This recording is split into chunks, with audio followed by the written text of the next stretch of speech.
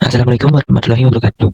Sebelumnya, perkenalkan, kami dari kelompok 13 yang beranggotakan Vicky Pratama Setia Mahardika dengan NIM 2005 1214016, kemudian IGD Adiputra Saputra Pande dengan NIM 2005 1214048, dan Febritri Presidio dengan NIM 2005 1214096. Pada kesempatan kali ini, kami dari kelompok 13 akan memaparkan aplikasi yang telah kami buat dengan nama Telula Spare Part. Pertama-tama di sini saya akan menjelaskan mengenai deskripsi umum dari sistem yang sudah kami buat. Nah, sebenarnya sistem yang sudah kami buat ini latar belakangnya berasal dari stok persediaan, di mana sebagian besar perusahaan itu memerlukan stok persediaan, di mana nantinya di sini akan ada barang yang masuk dan barang yang keluar. Jadi di sini perlu suatu sistem yang penuh dengan ketelitian. Tetapi kadang-kadang di sini juga terdapat beberapa kendala, di mana itu perlu adanya sebuah sistem yang menjembatani agar bisa berjalan lebih efektif dan efisien. Di sini kami membuat sebuah sistem berbasis website dengan nama Telula Spare Part, di mana Telula Spare Part ini berasal dari dua kata, yaitu Telula yang artinya 13, dan Spare Part yang artinya beberapa peralatan atau alat yang digunakan untuk memperbaiki suatu sistem, di mana pada konteks ini spare part yang dimaksud yaitu spare part handphone itu sendiri. Nah, untuk beberapa fitur yang terdapat pada Telula Services itu, Telula Spare Part maksud saya, Telula Spare Part itu terdapat beberapa fitur, di mana ada fitur pendataan dengan supplier, pendataan data barang masuk dan keluar, dan juga pencetakan dari laporan. Mungkin untuk selanjutnya akan dilanjutkan oleh rekan saya. Baik, di sini saya akan menjelaskan mengenai proses bisnis dari aplikasi Telula Spare Part. Dalam proses bisnis ini ada dua bagian, yaitu admin dan pegawai gudang. Saya akan menjelaskan untuk yang admin terlebih dahulu. Pada bagian admin, pertama-tama, yaitu user admin melakukan registrasi akun aplikasi inventory spare part handphone dengan mengisi username, password, nama, email, dan nomor telepon. Kemudian, user admin melakukan login dengan memasukkan username dan password. Apabila proses login berhasil, maka ditampilkan halaman dashboard yang berisi informasi mengenai keseluruhan proses transaksi.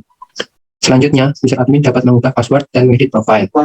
Selain itu, user admin juga dapat melihat, menambah, dan mengedit data master yang berisi data supplier dan data barang. Selain itu, user admin dapat melihat, menambah, dan mengedit barang masuk maupun barang yang keluar. Untuk dapat melihat laporan transaksi, user admin dapat mencetak laporan transaksi dengan memilih jenis transaksi, yaitu barang masuk atau barang keluar, dan memilih periode transaksi. User admin juga dapat melihat, menambahkan, mengedit, dan mengaktifasi user. Yang kedua, yaitu proses bisnis dari pegawai gudang. Pertama-tama, user pegawai gudang melakukan registrasi akun aplikasi inventory spare part handphone dengan mengisi username, password, nama, email, dan nomor telepon. Kemudian, user pegawai gudang melakukan login dengan masukkan username dan password. Apabila proses login berhasil, maka ditampilkan halaman dashboard yang berisi informasi mengenai keseluruhan proses transaksi. Selanjutnya, user pegawai gudang dapat mengubah password dan mengedit profile. Selain itu, user pegawai gudang dapat melihat, menambah, dan mengedit barang masuk dan barang yang keluar. Untuk dapat melihat laporan transaksi, user pegawai gudang dapat mencetak laporan transaksi dengan memilih jenis transaksi, yaitu barang masuk atau barang keluar, dan memilih periode transaksinya juga. Nah, selanjutnya yaitu fungsi yang ada di aplikasi Telula Spare Part. Kita langsung implementasikan yang telah dideskripsikan pada proses bisnis tadi. Pertama-tama, kita ditampilkan tampilan form login. Nah, untuk melakukan pertama kali yaitu kita harus melakukan registrasi, yaitu membuat akun. Kita coba, ini kita masukkan username, password, nama, email, dan telepon. Kita coba masukkan. Nah, kemudian kita klik daftar. Apabila berhasil, maka keterangan sukses untuk melakukan login selanjutnya. Kita aktifasi terlebih dahulu. Masukkan username dan password yang telah dibuat tadi. Kemudian klik login. Maka ditampilkan halaman dashboard awal. Di sini, admin bisa melakukan edit profil dan mengganti password. Kemudian ditampilkan menu data master, yaitu ada supplier, ada data master barang, yaitu ada satuan barang, jenis barang, kategori barang, series barang, dan data barang. Kemudian ada transaksi, yaitu barang masuk dan barang keluar. Kemudian ada cetak laporan. Kemudian ada user management untuk melakukan kontrol user dan mengaktifasi user. Kita coba masuk untuk menambah data supplier dulu. Kita masukkan nama supplier, masukkan nomor telepon, alamat, kemudian kita simpan. Nah, di sini kita bisa melakukan aksi edit dan menghapus. Coba edit. Nah, seperti ini tampilan editnya, kemudian simpan apabila ingin mengedit. Kemudian kita masuk ke master barang, satuan barang.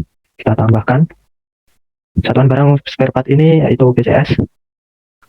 Dan simpan, bisa edit dan hapus juga. Kemudian jenis barang.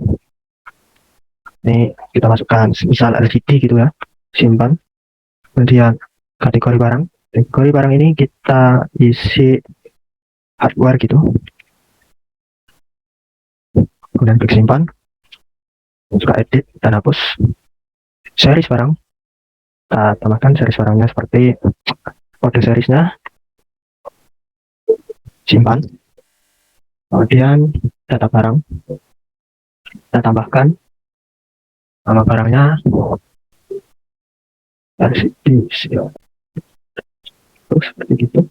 Stok barangnya ada 50, jenis barangnya LCD, satuannya PCS, kategorinya barang, series barangnya yang tadi.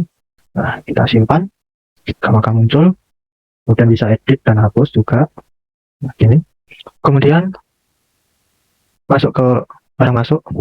Barang masuk ini bisa menginputkan dan barang keluar juga, dicetak laporan dan user management. Nah, untuk melakukan proses transaksi barang masuk barang keluar cetak laporan ini bisa dilakukan oleh gudang, pegawai gudang. Kita coba logout.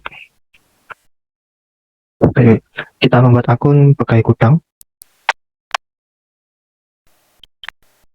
daftar.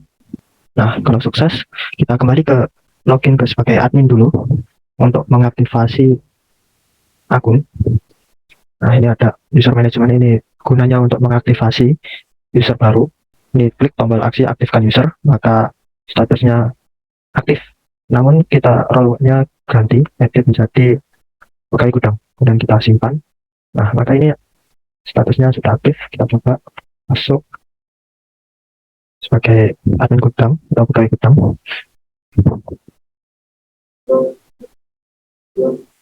Tampilannya admin pegawai gudang itu seperti ini. Barang masuk, barang keluar, cetak laporan. Kita masukkan barang masuk terlebih dahulu. Tanggalnya pakai tanggal sekarang. Pilih supplier SD Xiaomi. Barangnya LCD Xiaomi Redmi 10. Kategorinya barang seriesnya gini. Jumlah masuk ada 20. Simpan. Kemudian ada barang keluar juga. Kita coba. Jumlah keluarnya ada 5. Simpan. Nah, kita tampilan dashboard juga ada gini. Dan bisa mencetak laporan. Cetak laporan ini bisa laporan transaksi barang masuk. Kemudian periodenya transaksi ada sedemikian rupa pilihannya. Kita coba hari terakhir, kemudian cetak. Nah, tampilannya seperti ini. Laporan barang masuk, barang keluar juga seperti ini. Nantinya mungkin itu saja dari implementasi praktek dari aplikasi ini. Saya kembalikan ke moderator. Baik, sebelumnya terima kasih Febri dan Vicky. Mungkin demikian yang dapat kami sampaikan mengenai jalur spare part. Mohon maaf apabila ada kesalahan dalam pemaparan presentasi, dan atas perhatiannya kami ucapkan terima kasih. Wassalamualaikum warahmatullahi wabarakatuh.